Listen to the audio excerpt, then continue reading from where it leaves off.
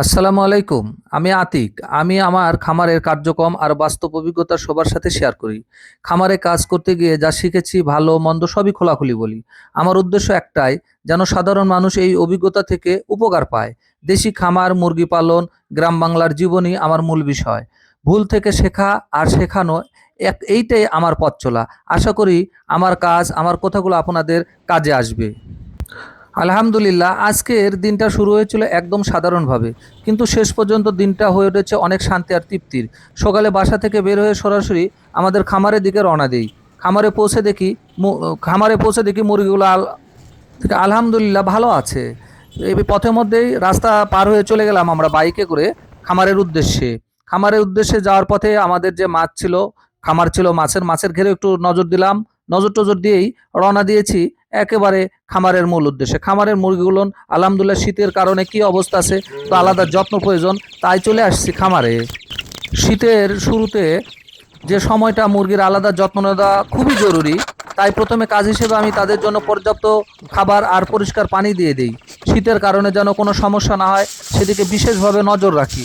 খামারে কাজ শেষ করে আমরা আবার বাইরে হয়ে না বাসার উদ্দেশ্যে রওনা দিয়ে দেবো আলহামদুলিল্লাহ। তো খামারে আমরা ইতিমধ্যে খাবার পানি, গরম পানি দিয়েছি, পরিষ্কার পরিচ্ছন্নতা করেছি। পাশাপাশি যে জানালা দরজাগুলো ছিল সবগুলো খুলে দিয়ে যে গ্যাস তৈরি হয়, যে জন্য অ্যামোনিয়া গ্যাস, এর জন্য অক্সিজেন এর ঘাটতির সমস্যা দেখা দেয়। এই জন্য আমাদের অ্যাডজাস্ট ফ্যান সেট করা আছে, কিন্তু যেহেতু তীব্র শীতের কারণে এটা আমরা খুলে ফেলাইছি। ফালিয়ে দিয়ে বা ওখানে ব্লক করে দিতে পারি, আটকে দিতে পারি। আমরা এখন লাইটিং পদ্ধতিতে একটু গরম করে দিচ্ছি, কারণ শীতের মধ্যে তাপমাত্রা খুবই কম। এই কারণে আমরা ইতিমধ্যেই বাল্ব দিয়ে দিয়েছি, দিয়ে একবারে সুন্দর করে ঘিরে দিয়েছি। আপনারা লক্ষ্য করে দেখতে পাচ্ছেন।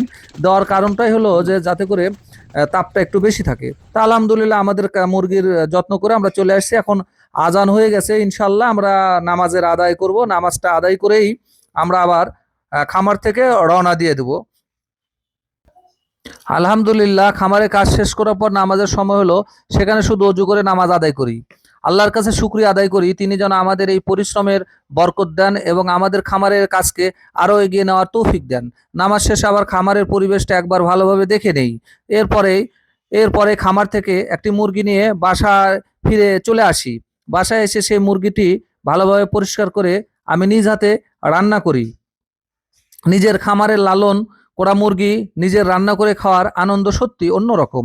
এতে যেন এতে যেমন ভেজাল মুক্ত খাবারের নিশ্চয়তা থাকে, তেমনি নিজের পরিশ্রমের ফল ভোগ করার একটা আলাদা শান্তি পাওয়া যায়।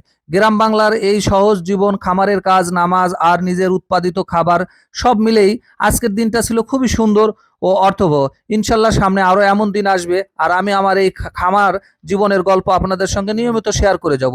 ভিডিওটি ভালো লাগলে লাইক দিন, কমেন্ট করে মতামত জানান, আর নতুন ভিডিও পেতে চ্যানেলটি লাইক সাবস্ক্রাইব করে পাশে থাকুন আমাদের সাথে।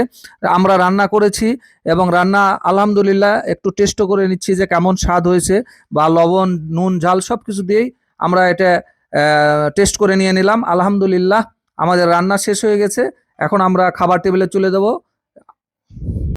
নিজের পরিশ্রমের ফল ভোগ করা একটা আলাদা শান্তি পাওয়া যায় নিজের হাতের রান্না।